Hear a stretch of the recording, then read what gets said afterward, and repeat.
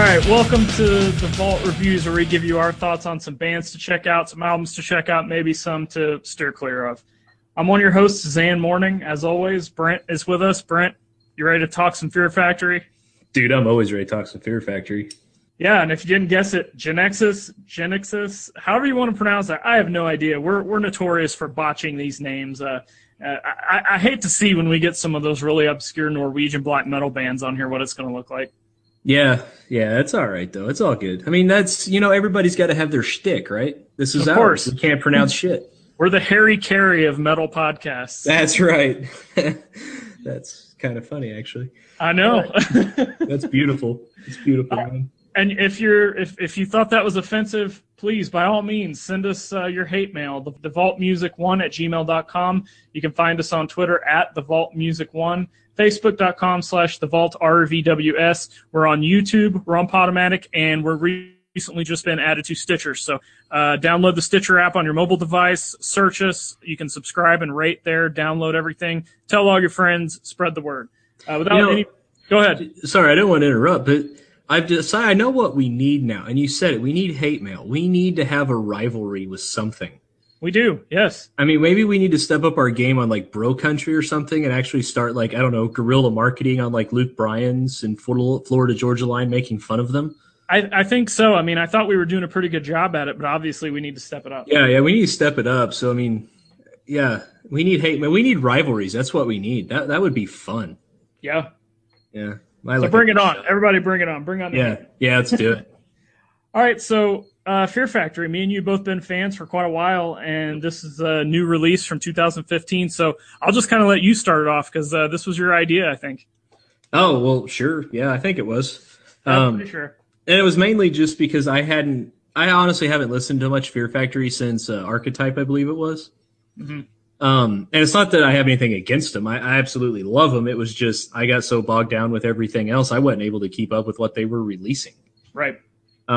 I mean, that sounds kind of sad and a little bit like a cop-out, but I mean, it's true. I just, when reviewing this one, it's like, wow, they had like, 3 other albums between this and Archetype? It's like, really? Yeah. But and anyway. let me touch on one real quick, Yeah. And I'll get your thoughts. This is kind of a little off topic. It says that a lot of the songs were recorded with this album with a real drummer. In the past album, they caught a lot of flack for using drum machines. So as a former drummer, what are your thoughts on that? Well, I've never really cared for drum machines. I understand they have their place. I'm not going to sit there and hate on technology and this and that. They have their place, but there are so many talented drummers out there. I mean, give one of them a job. At least get like a studio drummer or something. It's kind of where I'm at with it. It's like there's no reason to not have a real drummer. Unless you just don't want to. I was going to say, do you think economics plays at all into this? It could, but I mean, what are you going to do? Split it 3 ways? I mean, split it 4 ways instead of 3? And I mean, let's face it, most of these bands aren't making a tremendous amount of money anyway. So, right, which is why I thought that it might be kind of an economics thing. And it could be. I mean, it very well could be. I mean, the band that comes to mind that I know of that actually pulled it off without a real drummer, and nobody's probably ever heard of them because I don't know that they were ever heard of outside of Springfield, Missouri, but that was Wake. Yeah. And they actually pulled it off really, really well with a drum machine. I mean, even live performances and stuff, all they used was a drum machine. Mm-hmm. And they did it pretty well. And honestly, I listened to a little bit of the Fear Factory album before this. I didn't bother going in depth with it or anything, but it wasn't that bad. I don't know that just listening to it and everything, I would have, been hating on it and stuff for being a drum machine instead of a real drummer. But I can honestly say the drums on this album are some of the best I've heard on Fear Factory. Yeah, I've never been kind of a hater, I guess you could say, on drum machines, because I like a lot of electronic music which use no drums. So right.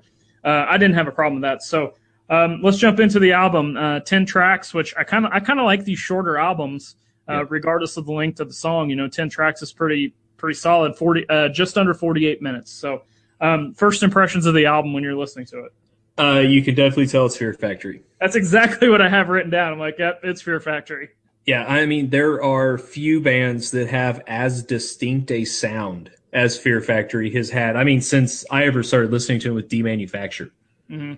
And, that sound has carried through all of them. And you can definitely tell from the first note honestly, of the first song, you know exactly who's playing the album. So the other thing I've got is honestly the recording's flawless. Yep. I mean, it's just crystal clear and clean. And I think, of course, that's kind of Fear Factory too. They're not known for being kind of like a dirty sounding band or anything. They're always real clean, real tight, really well played. And that comes through just, I mean, sparkling in this album, I thought.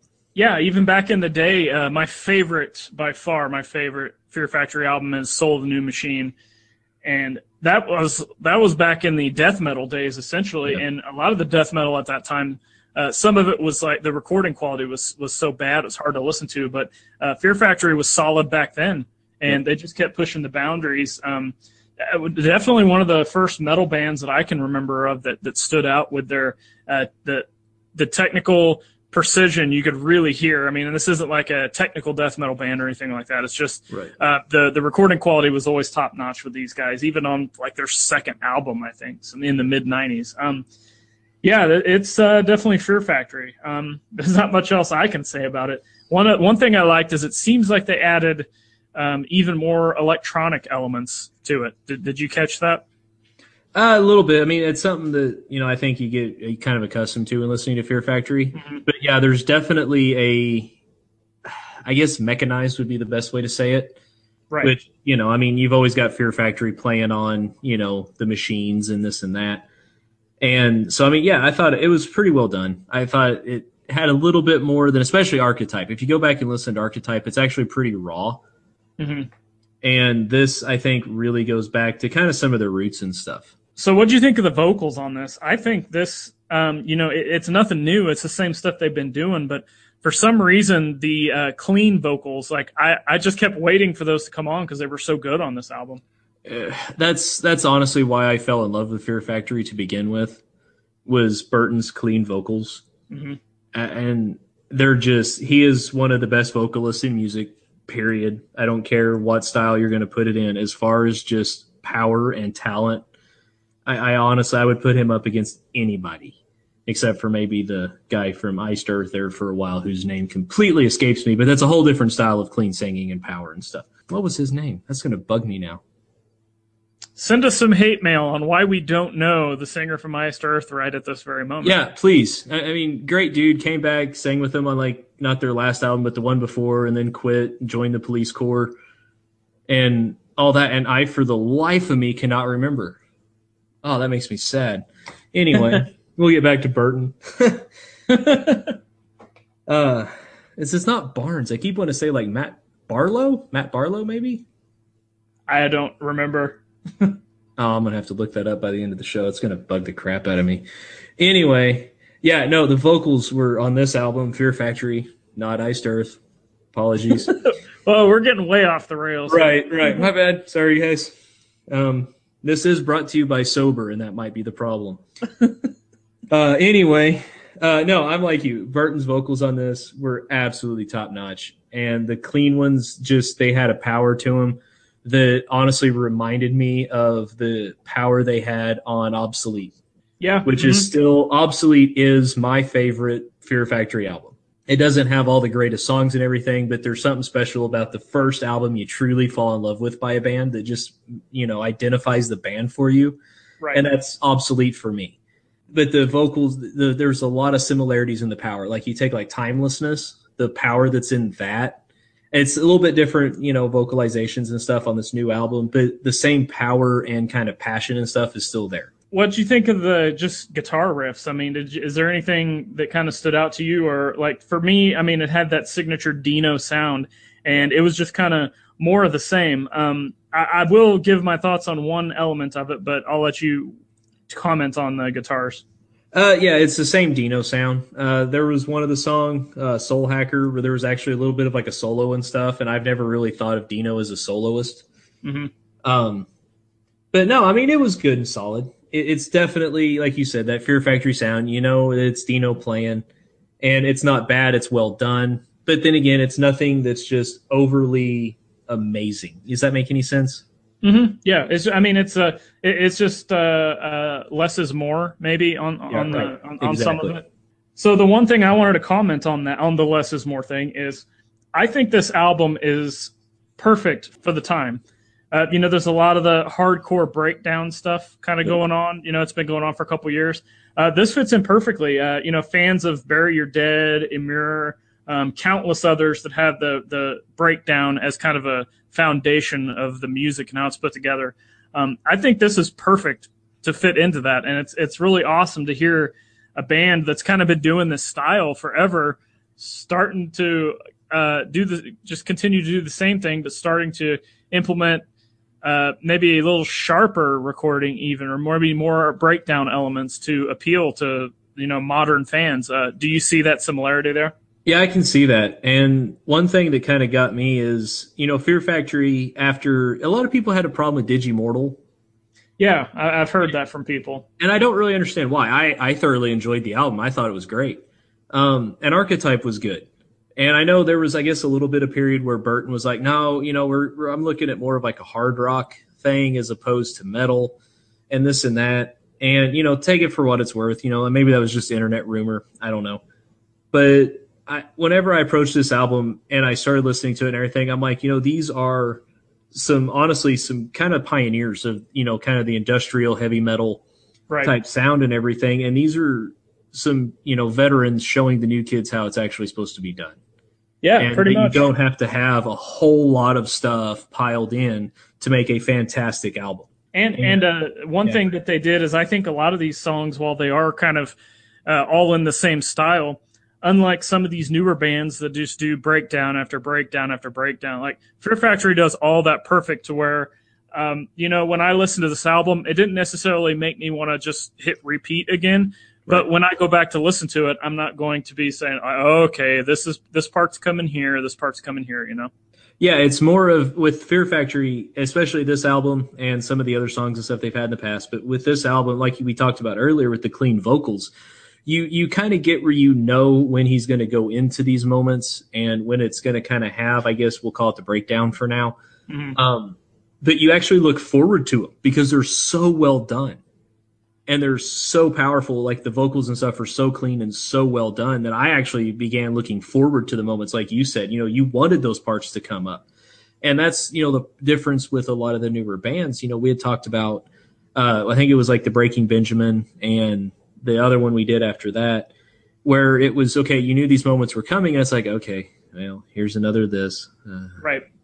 And I didn't get that at all with this. Now, yeah, some of it gets a little samey, because, it is kind of the same structure overall throughout, but that's also Fear Factory. So, yeah, I just wanted more clean vocals. That was really my only complaint on this. I think if we got them, we'd probably be like, oh, well, that's not Fear Factory, that's something else. So it's just nitpicking for me at this point. Yeah. Other than that, just the only negatives I have is that it's all just kind of the same style. I like listening to some bands that have, the slow tracks, the fast tracks, the kind of weird tracks you can't even categorize. And this was just kind of all the same kind of stuff, but it was all done well. So do you have any other negatives on it? Honestly, no. That was exactly my thoughts on it. It is a little bit samey. I don't even know if that's a word. We use it all the time, sure. Exactly. So, send us hate mail on that one. But it is. It kind of, you get the same old stuff. I say same old. It's still good, but, it's kind of the same. And it's the same formula kind of throughout and stuff. And if you like it, it's fantastic, which I, for the most part, do. I think it works for the most part on this. But yeah, no, as far as that, it's hard to pick anything else. And like I said earlier, Dino always does a good job. Burton's vocals are always amazing. And the drummer they hired to record this absolutely killed it on this album. It was some of the best drumming I've ever heard on a Fear Factory album. And so, take that for what it's worth. In a former life, I used to be a drummer. I actually sold my kit, which made me sad, and I still cry about it occasionally at night. But, it's something I always appreciate with albums. I know I've mentioned it before. And this one I was thoroughly impressed with. All right, so on the Vault Star rating system, 1 star being the worst, 5 star being the best, what do you give this album? I'm going to give it a 4.25. I thought about going up 4.5, but the complaints and stuff that we've had with this kind of similar song structure, the similar moments and stuff throughout, just kind of hold it down from, I think, hitting that just true upper echelon score for me. Yeah, I'm gonna give it a 3.5. Oh, And really, it's only the style. Because even yeah. if you want to go back to obsolete, and definitely my favorite, Soul of the New Machine, those albums, they have some diversity on them, even though it's the same sound. Does that make sense? No, it does. And I think you're right. And that's, kind of why I kept it down a little bit further than I wanted to, honestly, because I'm a Fear Factory fan. I will say that I think this is the best album they've put out since Digimortal, I think it's possibly probably better Archetype. than I think it's better than Digimortal. I think it's the best one since Obsolete. The only thing with that is, yeah, I definitely wouldn't put it up against Obsolete. Obsolete's a lot better, I think, just overall, because there's a whole lot of stuff going on with Obsolete. Hmm. But with Digimortal, there were extra fewer, like more standout songs. Like, you had like Lynchpin and another song whose name I can't remember, but it's really fantastic. Good Lord, I'm forgetting everything this year. That's okay. Yeah. Anyway, there were some really good standout songs. And this album, while overall is very solid, there's not really an awful song on there. And like Anodized, Soul Hacker, great songs. They don't stand out like some of the Digimortal ones did for me. But then again, this isn't really necessarily a comparison for that. But just, Right. if you're a fan of those albums and stuff, to me, there wasn't as much standout. So I don't know. I would put it in the same class as Digimortal. Might give it overall just a hair because there were some stuff on Digimortal that just kind of got annoying a little bit. Hmm. But I think it's definitely the best since Digimortal. And, I think you can make a good case for it being the best since Obsolete. All right, so yeah, this is an album to definitely check out. It's very refreshing to see, another established artist being able to contend with modern music. A lot of times the older musicians kind of get pushed aside when they put out new material, and we're going to do a show about that next week, actually. So check out this review. Let us know what you think. Check out all our other reviews, the Vault Music One at gmail.com. Send us a tweet, follow us, retweet us, the Vault Music One.